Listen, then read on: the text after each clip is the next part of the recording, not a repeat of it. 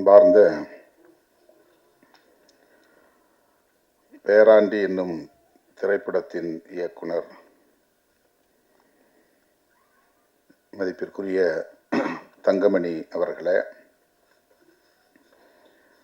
இந்த படத்தின் தயாரிப்பாளர் Vedha Media Entertainment, Padma Kandasamy Estates நிறுவனர் மதிப்பிற்குரிய MK ராஜேஷ் அவர்களே, அவரோடு வருகை தந்திருக்கிற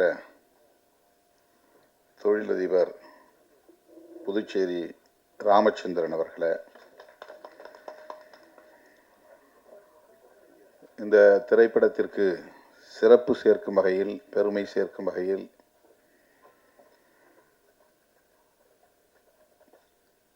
MGR அவர்களுக்கு ஜோடியாக நடித்து புகழ் பெற்ற திருமதி லதா அம்மா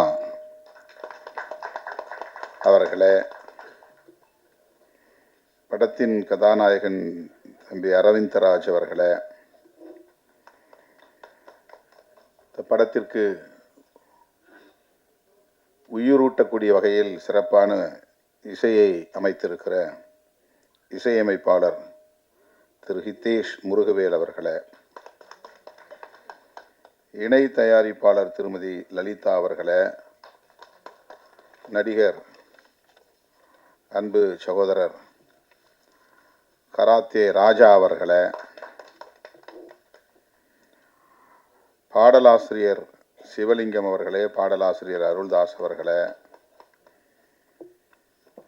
ஓசூர் டோனி அவர்களே, தங்கை வழக்குரைஞர் திருமதி உமா சங்கரி அவர்களே, ஒளிப்பதிவாளர் திரு மகிபாலன் அவர்களே, மற்றும் இந்த நிகழ்வை ஒருங்கிணைத்துக் கொண்டிருக்கிற தொகுப்பாளர் VM ஆறுமுகம் அவர்களே, இந்த திரைப்படத்தை சார்ந்த, திரைப்பட குழுவை சார்ந்த கலைஞர்களே, திரளாக கூடியிருக்கிற தமிழ் சொந்தங்களே, உங்கள் அனைவருக்கும் என்னுடைய அன்பார்ந்த வணக்கத்தை தெரிவித்துக் கொள்கிறேன். இயக்குனர் தங்கமணி அவர்களும் இணை தயாரிப்பாளர் திருமதி லலிதா அவர்களும் கடந்த வாரம் என்னை நேரிலே சந்தித்து இந்த நிகழ்வில் பங்கேற்க வேண்டும் என்று அழைப்பு விடுத்தார்கள். பல்வேறு பணிச்சுமைகள் என்னை ஆக்கிரமித்திருக்கிற சூழலில் இதில் பங்கேற்பதில் எனக்கு ஒரு தயக்கம் இருந்தது. ஆனாலும் இருவருமே விடாப்பிடியாக நீங்கள் வர வேண்டும், நீங்கள் சொல்லுகிற நாளில் நிகழ்ச்சியை நாங்கள் ஒருங்கிணைக்கிறோம், உங்களுக்கு தோதான ஒரு நாளை சொல்லுங்கள் என்று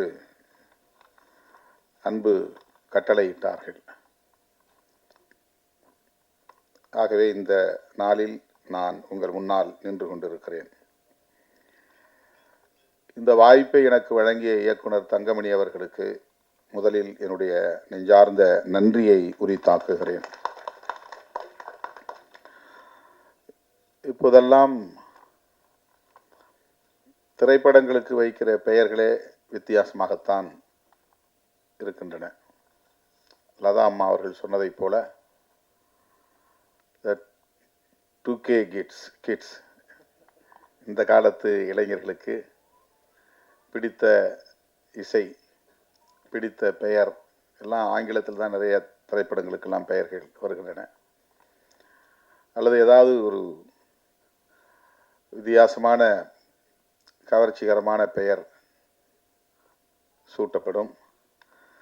ஆனால் இயக்குனர் தங்கமணி அவர்கள் துணிந்து நம்முடைய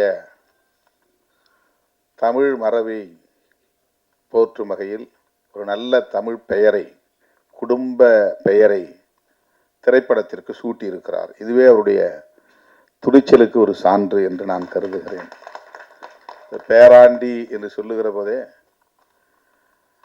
தாத்தாவோ பாட்டியோ இதில் முக்கியமான பாத்திரம் வகிக்கப் போகிறார் என்று நமக்கு தெரிய வருகிறது. அந்த பெயரிலேயே குடும்ப பெயராகவும் அமைந்திருக்கிறது. ஒரு குடும்ப திரைப்படம் என்பதையும் இந்த பெயர் நமக்கு சொல்லாமல் சொல்லுகிறது. இப்போ வரக்கூடிய திரைப்படங்களில் நிறைய அரசியல் நெடி உண்டு. சில படங்களில் சாதி பெருமிதம் உண்டு. சில படங்களில் சாதியை ஒழிப்பு அரசியலை பேச வேண்டும் என்கிற அந்த கருத்தியல் போக்கை நாம் பார்க்கிறோம். இன்றைய சூழலுக்கு ஏற்ப காதல் கதையாக இருந்தாலும் குடும்ப கதையாக இருந்தாலும் இந்த காலத்து இளைஞர்களுக்கு ஏற்ப பெயர் சூட்டுவதில் இயக்குனர்கள் கவனமாக இருக்கிறார்கள். ஆனால் நம்முடைய இயக்குனர் தங்கமணி அவர்கள் லதா மேடம் இதில் இருக்கிறார் என்பதனாலே என்னவோ அந்த பெயரை தேர்வு செய்திருக்கிறார் என்று நான் கருதுகிறேன். அது பொருந்துகிறது. ஒருவேளை பெயர் முன்னே கூட அவர் தேர்வு செய்திருக்கலாம். அவர் இந்த காலத்துக்கும் பொருந்தக்கூடியவராக இருக்கிறார் லதா அம்மா என்பது பாராட்டுதலுக்குரியது. அவங்க சொன்னாங்க, உலகம் சுற்றும் வாலிபன் தான் நான் முதல்ல நடித்த படம்னு. எனக்கு திடீர்னு என்னுடைய பழைய நினைவுகள். நான் பார்த்த முதல் படமே உலகம் சுற்றும் வாலிபன் தான். நான் இப்போ 8வது படிச்சிருந்தேன், நீங்கள் இப்போ 10வது படிச்சிருந்துருக்கிறீங்க. நான் எங்கள் கிராமத்தில் கரும்பு வெட்டுற தொழிலாளிகளோட கருப்பங்காட்டில் இருந்தேன் வேலை செஞ்சுக்கிட்டு. லீவு நாள்லாம் வேலைக்கு போவோம். சும்மா ஒரு சம்பளத்துக்கு போகிறதில்ல, சும்மா போகிறது. அம்மா இருக்கிறாங்க அப்பா இருக்கிறாங்கன்னு காட்டுக்குள்ளே போவோம். கருப்பங்க சோலையில் நின்றுட்டு வேலை செய்கிறது, கரும்பு ஒடிச்சு திங்கிறது, அந்த மாதிரி. அப்போ கருப்பம்பால் வந்து வெள்ளம் காய்ச்சிற இடத்துல ஒரு பெரிய கொப்பரையில் கருப்பம்பால் கருப்பஞ்சாறு கொட்டி பால் அந்த வெள்ளம் காய்ச்சுவாங்க. அந்த மனம் அப்படி இருக்கும், அருமையாக இருக்கும். அந்த வெள்ளத்தை காய்ச்சிற போது பக்கத்தில் இருந்து கேட்கும். அதில் அந்த அந்த கொப்பரைக்கு கீழே அந்த இதை எடுத்து போடுறாங்க பாருங்கள், கருப்பன் சக்கையை எடுத்து போடுவாங்கள்ல. அவர் வந்து என்னை கேட்டார், தம்பி இன்றைக்கி நாங்கள் சினிமாவுக்கு போகிறோம் வரியா அப்படின்னு என்னை கேட்டார். நான் கீழே நின்றுட்டு இருந்தேன். எட்டி பார்த்தோம், உள்ளே திக்குதுன்னு எரியுது அப்படியே. அவர் தூக்கி போடுறாரு கருப்பன் சக்கையை. நான் அதை வேடிக்கை பார்த்துக்கிட்டு இருந்தேன். அவர் வந்து எங்கள் அப்பாவுக்கு நண்பர். அவர் என்கிட்ட இந்த ஆசையை தூண்டி விட்டார், சினிமாவுக்கு போகிறோம். எனக்கு என்ன படம் அப்படின்னு கேட்டால் எம்ஜிஆர் படம். எங்கே போகணுன்னா திட்டக்குடின்னு ஒரு ஊருக்கு, நகரத்துக்கு. அது எங்கள் ஊர்லேருந்து நடந்து தான் போகணும், பஸ்ஸெல்லாம் கிடையாது. 8-10 கிலோமீட்டர். இதை எப்படி எங்கள் அப்பாவிட்ட போய் சொல்கிறது, எனக்கு பயம். ஏன்னா சினிமாவுக்கெல்லாம் போனால் அது குற்றம்னு எங்கள் ஊரில் அப்போ ஒரு மைண்ட் செட்டு. சினிமா பார்க்குறதுலாம் தப்பு. எப்படி பீடி சிகரெட்டு குடிக்கிறது தப்போ, அப்படி சினிமா பார்க்குறது தப்புங்கிற ஒரு உளவியல் எனக்கு ரொம்ப காலமாக இருந்துச்சு. அது ஹாஸ்டலில் கூட யாராவது சினிமாவுக்கு போனால் திருட்டுத்தனமாக தான் போய் பார்த்து வரணும். அதுக்கு வார்டன் கூப்பிட்டு அடிப்பார்.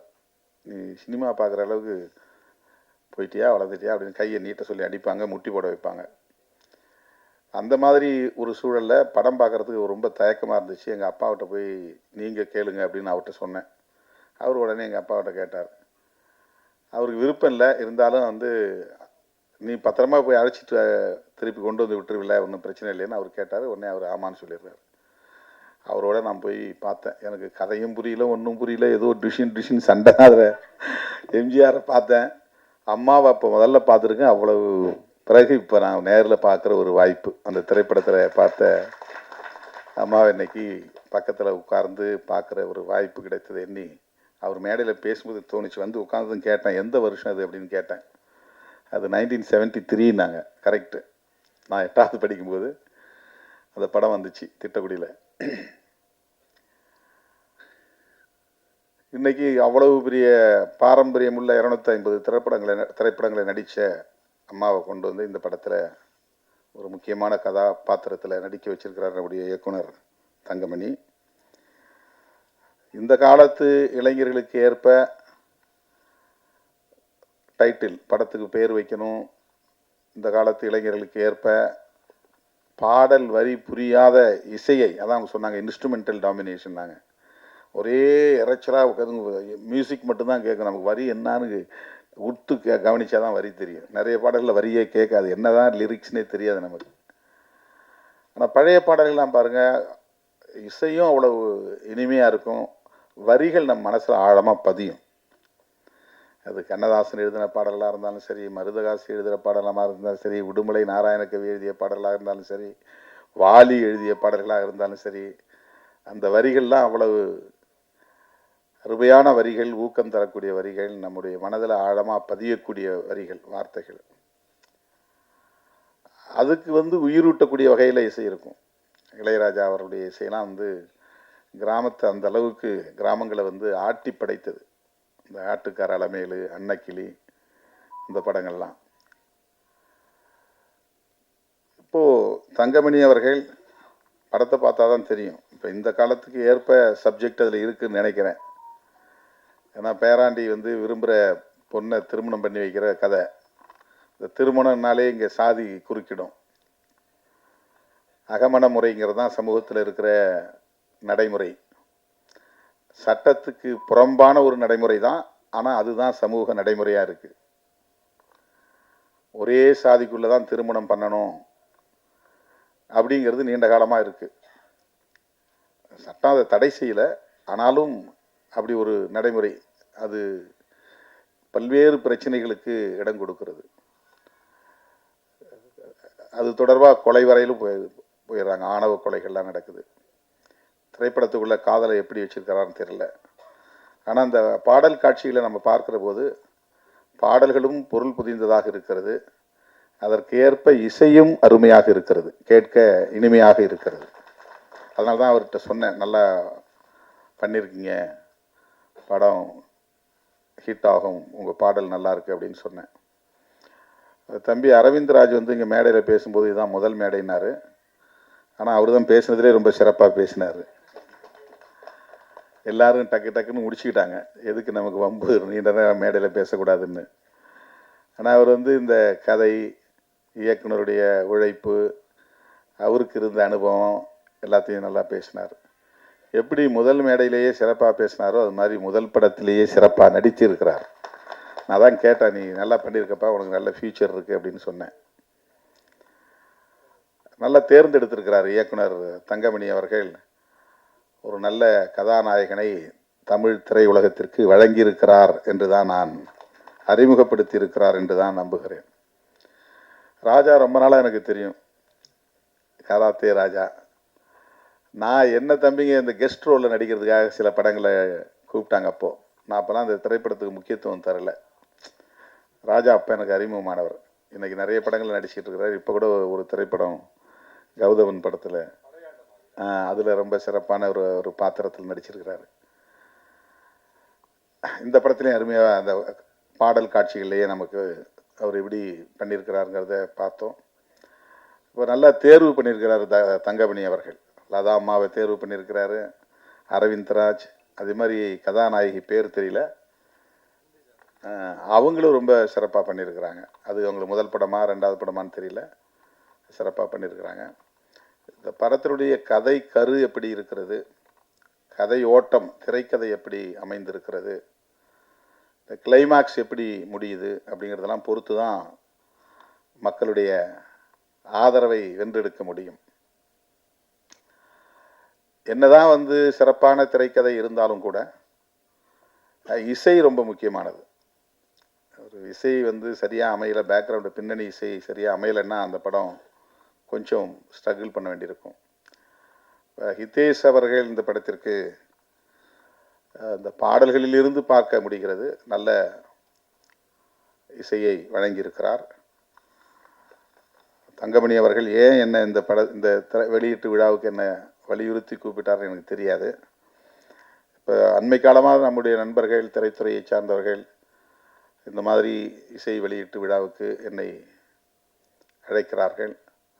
ப்ரீவியூ ஷோவுக்கும் பாருங்க அப்படின்னு சொல்லி கூப்பிடுறாங்க. நான் தொடக்கத்தில் என்ன அன்பு தோழின்னு ஒரு படத்தில் ஒரு தம்பி கிட்டத்தட்ட 6 மாதம் போராடி தான் என்ன அதில் நடிக்க வச்சார். எனக்கு கதை தலையும் புரியாது, வாலும் புரியாது, எதையுமே நான் கேட்டுக்கல, நேரம் ஒதுக்க முடியாது, ஏதோ அவர் சொன்னபடி செஞ்சேன். அதுக்கப்புறம் வின்சென்ட் செல்வாவை வச்சு தமிழரசன் ஒரு படம், ஒரு 10 நாள் ஷூட்டிங் போனோம், அப்படியே நின்று போயிடுச்சு. அதுக்கு முன்னாடியே வந்து கலகம்னு ஒரு படம், அது கலகத்திலே முடிஞ்சு போயிடுச்சு. களஞ்சியம் தான் இயக்குனர். அவர் வந்து எனக்கு மேக்கப் போட்டு 4-5 ஃபோட்டோ ஷூட் மட்டும் பண்ணார். ஃபோட்டோ ஷூட்டோடு நின்று போயிடுச்சு அது. அதில் அந்த அந்த ஃபோட்டோ ஷூட்லாம் நல்லா தான் இருந்துச்சு. அந்த படத்தை ஒரு ஷூட்டிங்கே போக முடியாமல் போயிடுச்சு, வெறும் ஃபோட்டோ ஷூட்டோடு நின்று போயிடுச்சு. அதுக்கப்புறம் அந்த தமிழரசன். ஆனால் அதை தாண்டி 1-2 படங்களில் முகம் காட்டணும்னு மன்சூர் அலிகான் என்னை பிடிச்சி, நான் மருத்துவமனையில் ராமச்சந்திராவில் கிடந்தப்போ என்னை கட்டாயப்படுத்தி இழுத்துட்டு வந்து ஒரு பாட்டு சீனில் என்னை நடிக்க வச்சார். அப்போ நான் இயல்பாகவே மீசை எடுத்திருந்தேன். அந்த நேரத்தில் எனக்கு ஒரு சின்ன ஆப்ரேஷன், மூக்கில் சைனஸ் ஆப்ரேஷன் நடந்திருந்த நேரம். அப்போல்லாம் நான் வந்து இந்த திரைப்படத்திற்கு பெரிய முக்கியத்துவம் தரல. அப்புறம் மின்சாரம்னு ஒரு படம், இந்த அன்பு தொழிலில் நடித்த உடனே அவர் ஒரு கோயம்புத்தூர்காரர் தான் தயாரிப்பாளர். அவர் வந்து நீங்கள் தமிழ்நாடு முதலமைச்சராக நடிச்சே தீரணும் அப்படின்ட்டார். சரி, படத்துலையாவது நம்ம ஒரு நாள் முதலமைச்சராக இருப்போமே அப்படின்னு ஆசைப்பட்டு அதுக்கு நான் ஒத்துக்கிட்டேன். ஆனால் எப்படி கதை எனக்கு தெரியாது, தலையும் வாலும் எதுவுமே புரியாது. ஏன்னா டிஸ்கஷனில் உட்கார்றதில்ல, ரிஹர்சல் கிடையாது. கிடைக்கிற நேரம் கொஞ்சம் நேரம், அந்த ஸ்பாட்டுக்கு போனோடனே இதை செய்யுங்க அதை செய்யணும். ஏன்னோ அப்போ எனக்கு வந்து அதில் பெருசாக ஆர்வம் எட்டலை. எனக்கு சின்னதுலேருந்தே திரைப்படத்தை பற்றி ஒரு தவறான மதிப்பீடு உருவாகி போச்சு. திரைப்படம் பார்த்தா அது வந்து தப்பு, அது குற்றம் அப்படிங்கிற மாதிரி. அப்படி இருந்த என்ன இன்னைக்கு தங்கமணி போன்ற இயக்குனர்கள் நிறைய திரைப்படங்களை இது மாதிரி இசை வெளியீட்டு விழா, பிரிவியூ ஷோ போன்றவற்றில் பங்கேற்க செய்வது இந்த திரையுலகத்தின் வலிமை என்ன என்பதை புரிந்து கொள்ள பயன்படுகிறது. இது எவ்வளவு முக்கியத்துவம் வாய்ந்த ஊடகம். இன்னைக்கு தமிழ்நாடு அரசியலே தொடர்ந்து திரை கவர்ச்சியின் கட்டுப்பாட்டுக்குள் இருக்கிறது என்பதை நாம் பார்க்க முடிகிறது.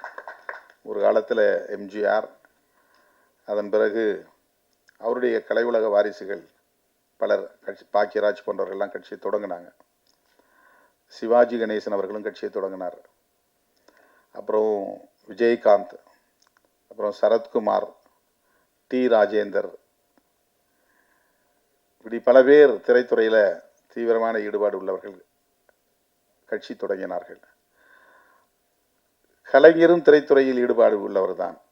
இன்றைய முதல்வரும் திரைப்படத்தில் ஓரிரு படங்களில் நடித்தவர் தான். ஜெயலலிதா அம்மையார் திரைத்துறையிலிருந்து வந்தவர் தான். இப்போ விஜய் வரையிலும் தமிழக அரசியலில் திரை உலகம் எந்த அளவுக்கு ஈடுபாடு கொண்டிருக்கிறது அல்லது தாக்கத்தை ஏற்படுத்தி வருகிறது, அந்த கவர்ச்சி இன்னும், திரை கவர்ச்சி இன்னும் குறைந்தபாடில்லை என்கிற ஒரு நிலையை நாம் பார்க்கிறோம். இந்தியா முழுக்க எல்லா மாநிலங்களிலும் திரைப்படங்கள் எடுக்கப்படுகின்றன. திரை நாயகர்கள் பலர் புகழ்பெற்று விளங்குகிறார்கள். ஒவ்வொரு மாநிலத்திலும் சூப்பர் ஸ்டார் இருக்கிறாங்க. ஆனால் தமிழ்நாட்டில் தான் நிறைய star, super star, supreme star, ultimate star, power star. நம்ம படத்தில் பவர் ஸ்டார். இந்த பவர் ஸ்டாருங்கிற பேர் நான் தான் வச்சேன். அவர் வந்து எனக்கு ரொம்ப நெருங்கிய ஒரு சகோதரர். கொஞ்ச நாள் எங்கள் கட்சியில் பொறுப்பில் இருந்தார். அவர் ஒரு நிகழ்ச்சியில், அவருடைய பிறந்த நாள் விழாவை ஒரு நிகழ்ச்சியில் அவருக்கு இந்த அவருடைய கூட இருந்த நண்பர்கள் எல்லாம் இந்த பேரை வைக்கணும்னு சொன்னப்போ, நான் பவர் ஸ்டார்னு ஆங்கிலத்தில் வருது, ஏதாவது தமிழில் சொல்லுங்க என்ன. எல்லாரும் மாதிரி ஆங்கிலத்தில் என் பேர் வைக்கணும். இல்லை அதெல்லாம் தமிழ்லாம் வச்சா ஈடுபடாது, பவர் ஸ்டார்னு சொல்லுங்கன்னு என்ன கட்டாயப்படுத்தினாங்க. ஆனால் அது நான் வச்சுங்கிறதுனால ஆகலை, அவருடைய உழைப்பால் அந்த பேர் நல்ல ரீச் ஆயிடுச்சு மக்கள்கிட்ட. இப்போ நம்ம பேராண்டி படத்துலையும் பவர் ஸ்டார் நடிச்சிருக்கிறார் அப்படிங்கிறத பார்த்தது, நான் அவரை பார்த்தோன்னே எனக்கு ஒரு மகிழ்ச்சி ஆயிடுச்சு. அவர் தங்கமணி வந்து என்னை பார்த்தபோது சொன்னார், பவர் ஸ்டார் இதில் நடிச்சிருக்காரு. நான் அன்றைக்கி வருவார்னு எதிர்பார்த்தேன், அவர் வரல.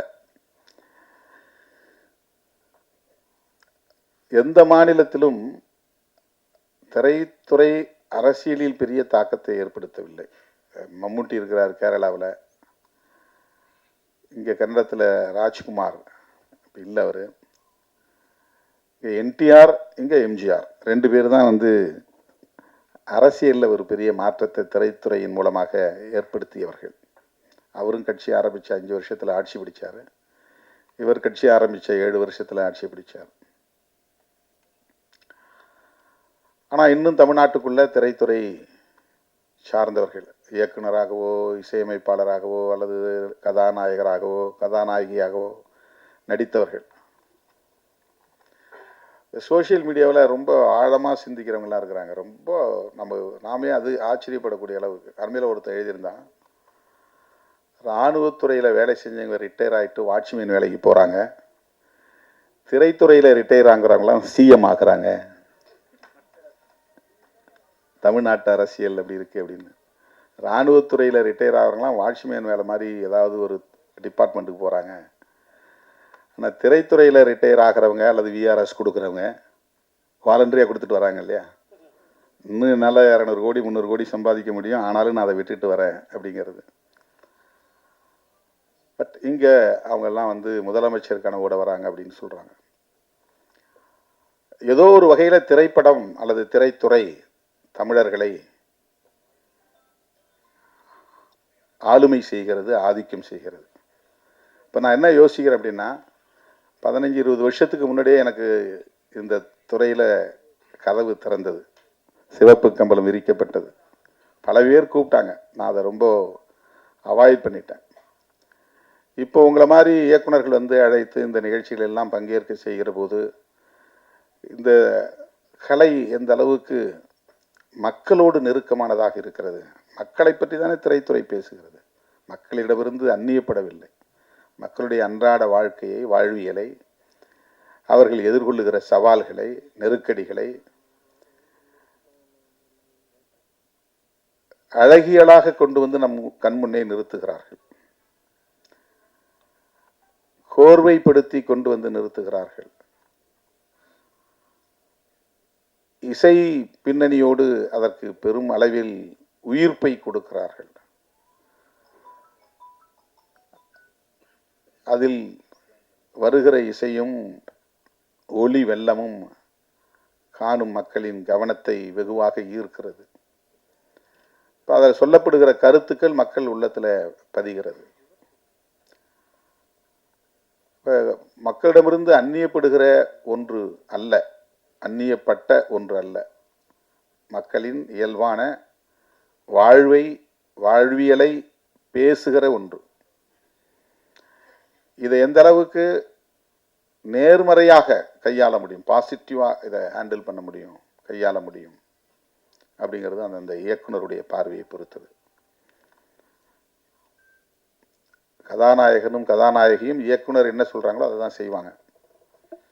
ஆனால் இயக்குனருடைய பார்வை முற்போக்கானதாக இருந்தால், ஜனநாயக பூர்வமானதாக இருந்தால், இளைய தலைமுறையை நல்வழிப்படுத்தக்கூடியதாக இருந்தால், திரைப்படங்கள் மிகப்பெரிய அளவிலே சமூக மாற்றத்தை உண்டு பண்ணக்கூடிய ஒரு சக்தியாக விளங்கும். அதில் பிற்போக்குத்தனமான கருத்துக்கள் இல்லாமல், குடும்ப படமாக இருந்தாலும் சரி, வெறும் காதல் படமாக இருந்தாலும் சரி, அரசியல் நெடி வீசுகிற படங்களாக இருந்தாலும் சரி, பிற்போக்குத்தனமாகவும் படம் எடுக்க முடியும், முற்போக்கு சிந்தனையோடவும் படம் எடுக்க முடியும். பழமைவாதத்தை ஆதரிக்கவும் முடியும், புதுமைகளை ஏற்று அதை ஜனநாயகப்படுத்தி மக்களிடத்திலே கொண்டு போய் சேர்க்க முடியும். தங்கமணி அவர்கள் என்னை தேடி இந்த இசை வெளியீட்டு விழாவிலே பங்கேற்க வேண்டும் என்று முடிவெடுத்தார், அழைத்தார் என்றால், நான் அவரை ஒரு ஜனநாயக சிந்தனையாளராகத்தான் பார்க்கிறேன், முற்போக்கு சிந்தனையாளராக பார்க்கிறேன். இல்லைன்னா அவர் என்ன சூஸ் பண்ண வேண்டிய அவசியம் இல்லை.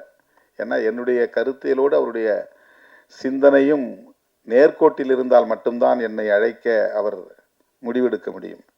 இல்லைன்னா இவர் நாம் பேசுகிற கருத்துக்கு எதிராக பேசுகிறவர், நமக்கும் அவருக்கு அது ஒத்து வராது. அப்படி தான் அவர் யாராவது சஜஸ்ட் பண்ணால் கூட, இல்லைப்பா அவரெல்லாம் அழைச்சிட்டு வர வேண்டாம், அப்படி தான் அவர் ரிஜெக்ட் பண்ணுற வாய்ப்பு இருக்குது, தவிர்ப்பதற்கு வாய்ப்பு இருக்கிறது. ஆனால் இந்த திரைப்படத்தினுடைய இயக்குனர் ஒரு படத்தை இயக்கி அது வெளிவந்துட்டா அந்த இயக்குனர் எப்படி காலரை தூக்கி விட்டுவாருன்னு நமக்கு தெரியும். அவருடைய நடை எப்படி கம்பீரமாக மாறும் நமக்கு தெரியும். ஓரிரு படங்களை வெற்றிகரமாக கொடுத்துட்டா அடுத்தது அரசியல் தான் அப்படிங்கிற நிலைக்கு போகிறவர்களை நம்ம பார்க்குறோம். ஏன்னா திரைத்துறைங்கிறது அந்த மாதிரியான ஒரு உளவியல் இங்கே கட்டமைச்சிருக்கு. ஒரு நல்ல படத்தை கொடுத்துட்டா போதும், அடுத்து முதலமைச்சர் நாற்காலிங்கிற ஒரு எண்ணத்தை உருவாக்குகிறது. ஆனால் ஒரு உண்மையை நாம் தெரிஞ்சுக்கணும். தேசத்தில் முதலமைச்சர் பதவியும் பிரதமர் பதவியும் ஒப்பீடு செய்து பார்க்க வேண்டிய தேவை இருக்கிறது. நீங்கள் கொள்கை ரீதியான ஒரு முன்னெடுப்பை செய்தாலும், சமூக மாற்றத்தை ஏற்படுத்துவதாக இருந்தாலும், உண்மையான அதிகாரம் என்பது பிரதமர் பொறுப்பில் தான் இருக்கிறது, அந்த இருக்கையில் தான் இருக்கிறது.